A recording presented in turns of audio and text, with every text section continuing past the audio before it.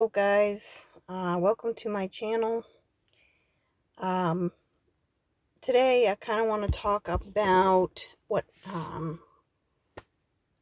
I've just kind of read. Um, and it just kind of hit me, and I was just like, wow, when I read it.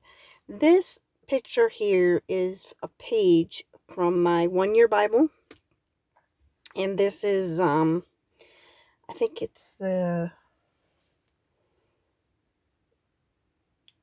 common um version. It's not New King James or King James. I should have took a picture of it. But um, as we all know, the eclipse came and it was pretty exciting and pretty neat. And then I was kind of waiting for, today watched a lot of videos, wanting to watch some videos, but there wasn't a lot of videos that were put out, surprisingly. And I don't even know if they even launched any missiles. Anybody? Um, it's just I kind of feel kind of naive because I really don't know what I was expecting. And a lot of people are probably feeling like I'm feeling as looking around and was like, what? Nothing happened. So, and it was a pretty normal day. And I didn't hear anything about missiles. Maybe somebody else did. I don't know. But, you know, all this energy was put on, you know, I don't really think it was a um, fear tactics or anything. I just think, they just wanted to warn people. But, I still feel like this was a sign to us from God. Um, I do still feel that way. Now, I don't know if there's 40 days or whatever it is, but when I read this, I was sitting here and I was going to go and read. I haven't read in a couple days. And so I was curious on what my 1 year Bible had said about April 8th. Now, this book is not calendar, it's just every day of the year. And so it's not Monday, Tuesday, or nothing. You can kind of see it there. But, dude, what was said for April 8th was struck the same theme as a lot of people were saying about Jesus coming back, or signs, um, or um, um, birthing pains. Of you can kind of tell when. And listen, I read this. This here is out of Deuteronomy. You can see, and it's talking um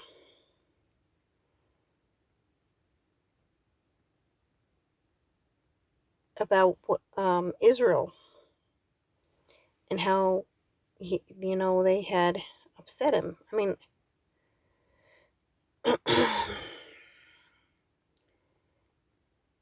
their vine grows from the vine of Sodom, from the vineyards of Gomorrah.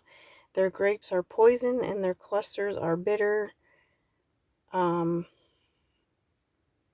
I am storing up these things, sealing them away with my treasury. I will take vengeance. I will repay those who deserve it. In due time, their feet will slip. Their day of disaster will arrive, and their destiny will overtake them. Indeed, the Lord will judge his people, and he will change his mind about his servants when he sees their strength is gone.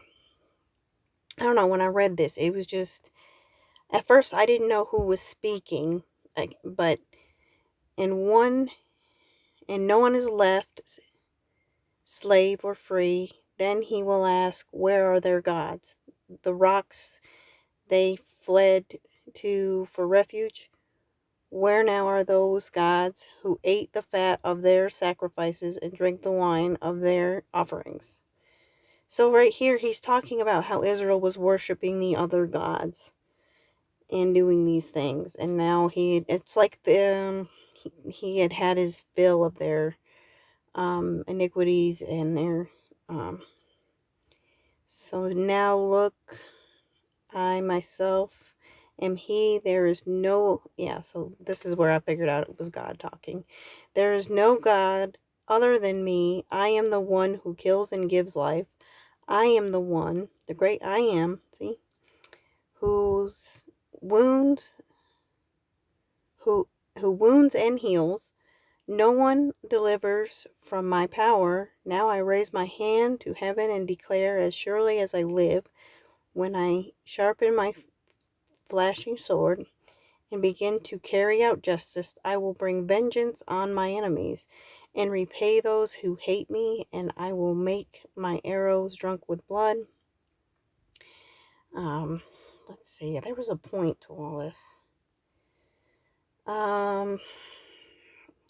He will take his vengeance on his enemies and cleanse his land and his people. Let's see. And Moses recited all this to his people, saying, it's a song. And when he had finished these words to Israel, he added, take to heart all the words I had given you today. Pass them on as a command to your children, so they will obey every word of this law. These instructions are not mere words. They are your life. By obeying them, you will enjoy a long life.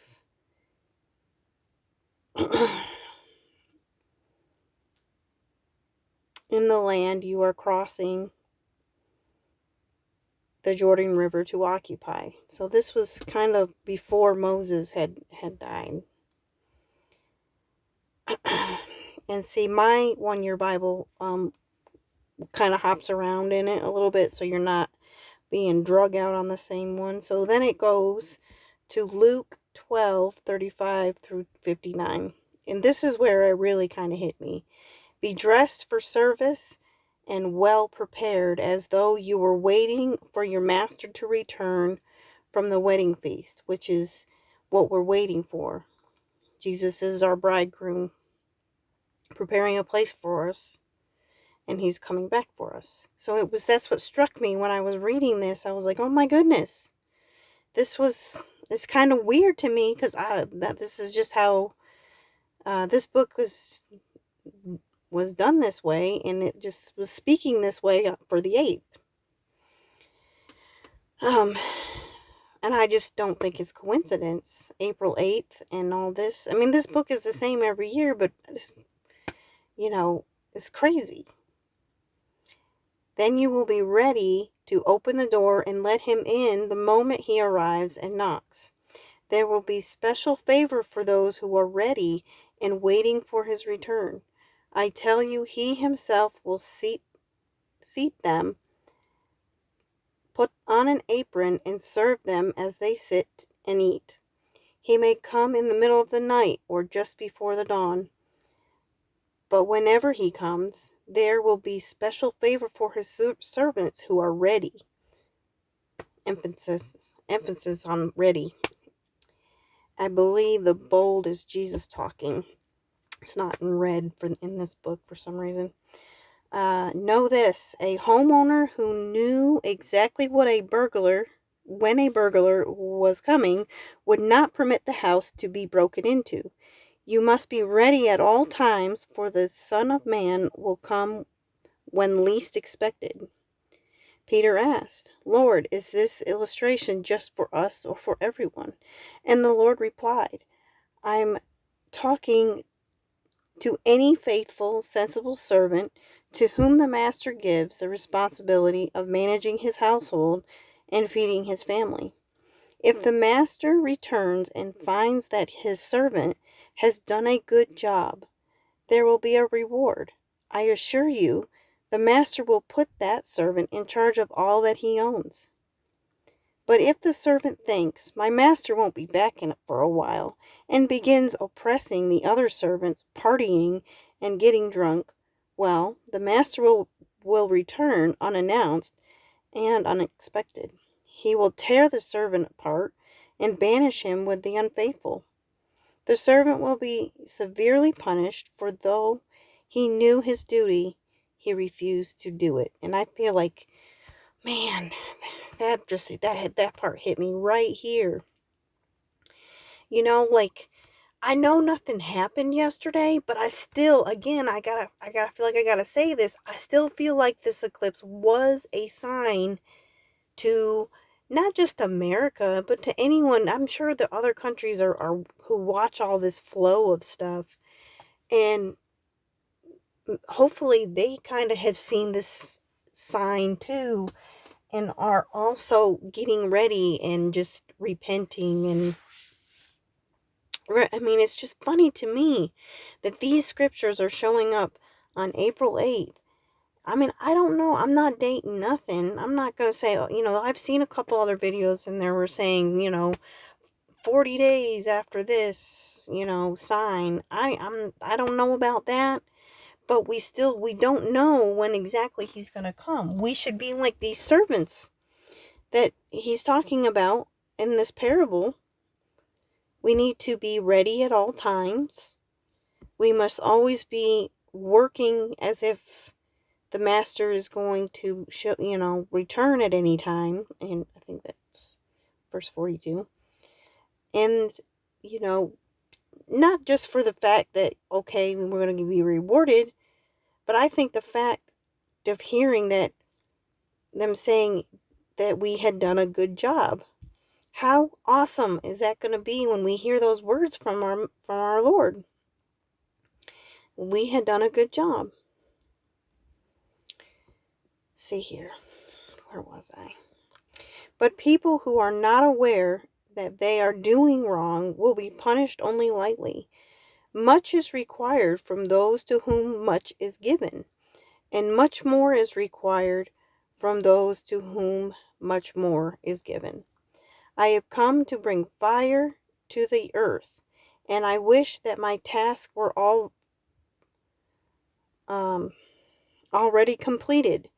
There is a terrible baptism ahead of me, and I am under a heavy burden until it is accomplished. Now, I think he's probably talking of his crucifixion here, but I mean, we can still apply this to today. There's going to be a judgment. Whether we're going to be here for it or not, I don't not into that argument. Because I'm still kind of not entirely sure if we're going to be, part of it for a little while, or if we're going to be raptured out of it before it hits. But this is kind of saying he's trying. I think it's another trump, another blast on the trumpet to be like, hey, come on, guys, we really need to be ready. We need to be that servant who is, the house is spotless. You're cleaning it for our master or whatever. And this is just like the sad part. Do you think I have come to bring peace to the earth? No, I have come to bring strife and division. This is a sad thing. 3. From now on, families will be split apart. 3 in favor of me and 2 against, or the other way around. There will be a division between father and son, mother and daughter, mother-in-law and daughter-in-law. Then Jesus turned to the crowd and said, when you see clouds beginning to form in the west, you say, here comes a shower. And you are usually right. When the south wind blows,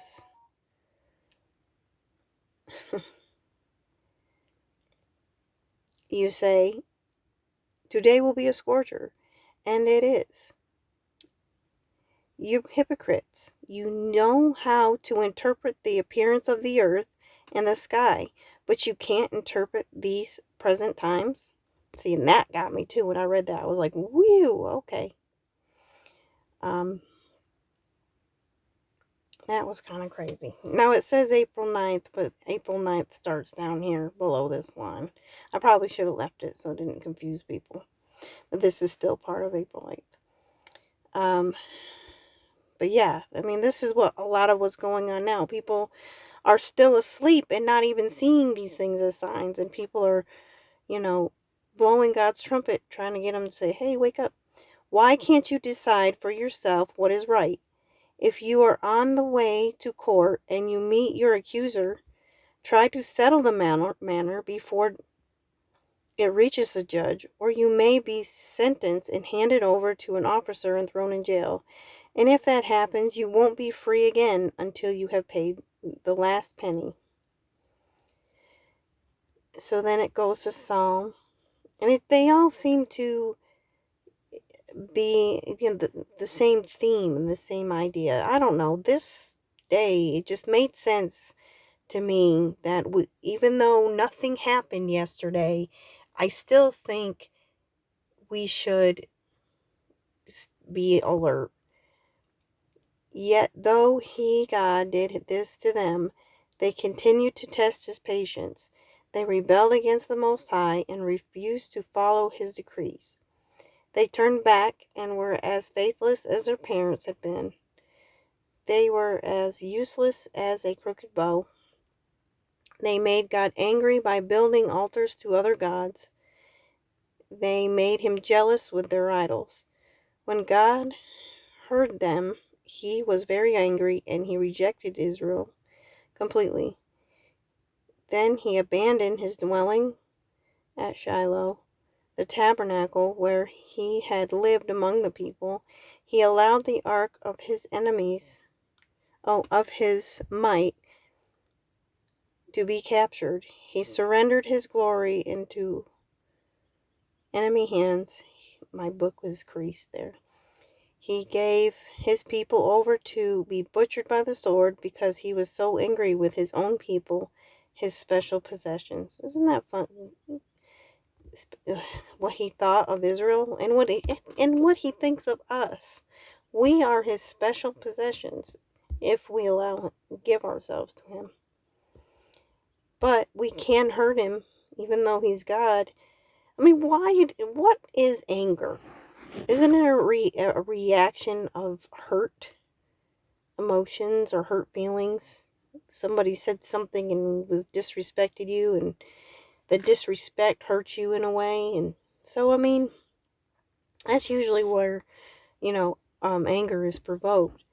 And I'm sure in this part, if I remember right, he had tolerated it for a while, but he only tolerated it for so long before he allowed Israel to go into captivity. But we are a special possession. Their young men were killed by fire. Their young women died before singing their wedding songs. Their priests were slaughtered, and their widows could not mourn their death. So, and then it goes to Proverbs. Work hard and become a leader. Be lazy and become a slave. So, I mean, that's how it closes for April 8th. And this one here, this last sentence, man, does that ring out. And not works, per se. But I don't know, they say when you work for the Lord, it's not like a burden. That you want to serve him. So that's just my little thing here. And so, it was just something I wanted to share. I had made a video on April 8th and about not watching the eclipse and stuff. I ended up taking it down. Mainly because I kind of felt foolish afterwards. When nothing really happened. And I was like, well, maybe I just was freaking out over nothing.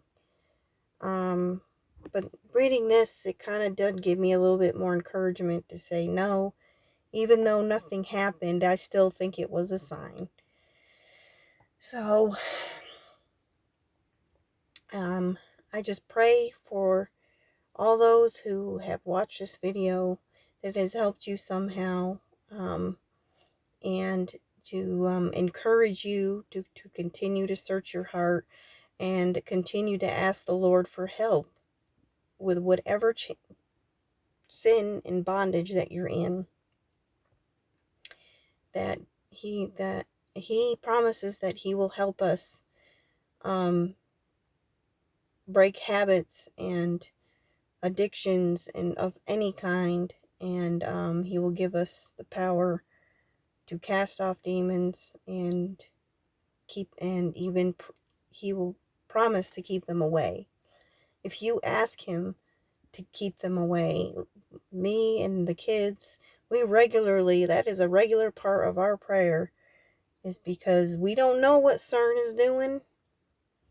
I don't know whatever did happen.